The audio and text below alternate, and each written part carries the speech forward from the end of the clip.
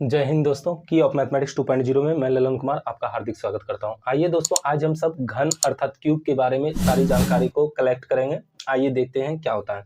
तो घन, जैसा कि आप जानते हैं, ये घन है और घन का प्रत्येक जो सतह होता है यह जो है एक वर्ग होता है और इसमें टोटल जो है वह छह सतह होते हैं। देखिए, चारों ओर घूमिएगा तो 4 और एक ऊपर और एक नीचे, तो 6 सतह होता है।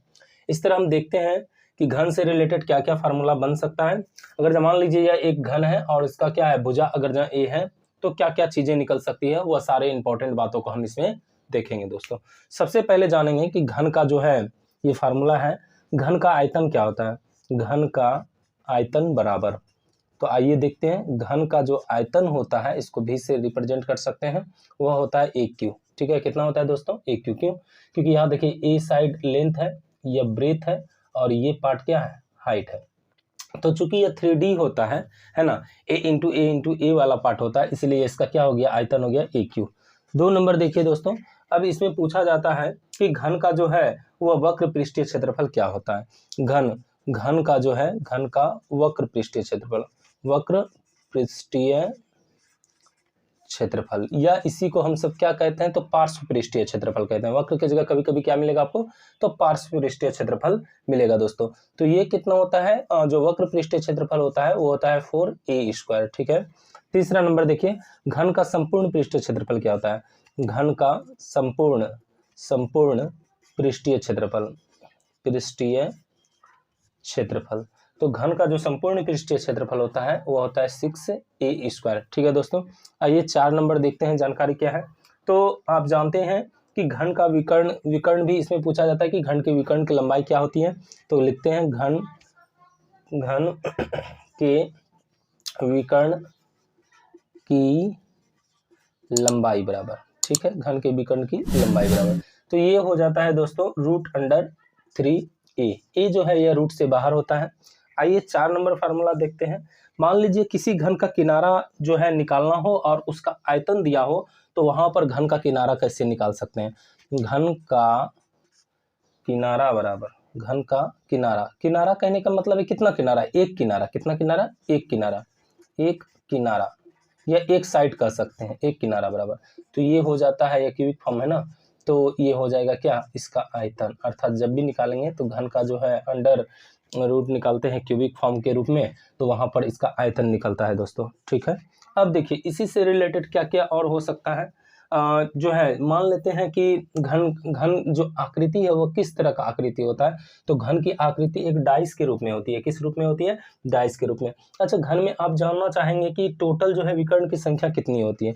तो घन के विकर्ण की संख्या बराबर, टोटल जो इसमें विकर्ण होता है दोस्तों वो 4 होता है। ठीक है, देखिए एक शीर्ष से दूसरे शीर्ष को मिलाइए, दूसरे शीर्ष से तीसरे को, फिर यहाँ से यहाँ और यहाँ से यहाँ, तो इस तरह जो है टोटल कितने शीर्ष हो जाते हैं। तो टोटल इसमें जो है, मतलब शीर्ष नहीं, विकर्ण जो हो जाते हैं वो टोटल कितने होते हैं, तो 4 विकर्ण होते हैं। आप जानना चाहेंगे कि इसमें टोटल फेस कितने होते हैं। तो देखिए ये 6 होता है टोटल, एक आगे वाला 2, उधर 3 है, वो पीछे 4 और ऊपर एक 5 और एक नीचे 6। तो घन के सतह की संख्या, घन के सतह, ये घन में सतहों की संख्या लिख सकते हैं, घन में सतहों की संख्या बराबर। तो घन में टोटल सतह की संख्या कितना हो गया दोस्तों, 6 होता है। अच्छा, इसमें जो है एक बात और पूछा जाता है कि घन में शीर्ष की संख्या कितनी होती है। देखिए ये वर्टेक्स कहलाता है, एक यहाँ है, एक यहाँ है, एक यहाँ है, एक यहाँ, उसी तरह यहाँ नीचे, यहाँ नीचे, यहाँ नीचे और यहाँ नीचे। तो हम कह सकते हैं जो है घन के शीर्ष की संख्या, घन में शीर्षों की संख्या, शीर्षों की संख्या बराबर। तो टोटल कितने मिल गए दोस्तों, 8 मिल गए। कितने मिल गए, 8। अब देखिए इसमें किनारा पूछा जाता है कितना। देखिए ऊपर वाले फेस में 1 2 3 4, उसी तरह यहाँ 5 6 7 8 और 9 10 11 12, टोटल कितने होते हैं किनारा, तो 12 किनारा होता है। लिखेंगे घन में किनारों की संख्या बराबर, किनारों की संख्या बराबर कितना हो जाएगा दोस्तों, तो ये टोटल कितना हो जाता है, 12 दिख रहा है। अच्छा, आप एक चीज और देखेंगे, टोटल कोण कितना बनता है। तो घन में देखिए टोटल कितना कोण बनता है, तो यहाँ पर बन जाता है कितना, यहाँ पर बन जाता है टोटल जो है, जैसे आपको 8 शीर्ष दिखा रहे थे और यहाँ पर एक लाइनिंग पर जैसे यहाँ देखिए 8 शीट्स है, तो एक शीट्स पर कितना एंगल बन रहा है, ये देखिए यहाँ और इससे एक एंगल बना, उसी तरह इससे और इससे एक एंगल बना, उसी तरह इससे और इससे एक एंगल, मतलब एक शीर्ष से हमको 3 एंगल मिल रहा है। तो इसका मतलब है कि यहाँ पर जो इसका होगा घन में शीर्ष कोणों की संख्या, किसकी, शीर्ष कोणों की संख्या। तो एक जो है शीर्ष से 3 मिल रहा है, इसका मतलब 3 गुना कितना हो गया दोस्तों, टोटल 8 शीर्ष है, तो यहाँ पर हो जाता है 24। कितना हो जाता है दोस्तों, तो 24। इस प्रकार जो है टोटल हमने इसके पार्ट को देखा। इस वीडियो को देखने के लिए धन्यवाद। ज़्यादा से ज़्यादा शेयर करें, लाइक करें, सब्सक्राइब करें। धन्यवाद दोस्तों।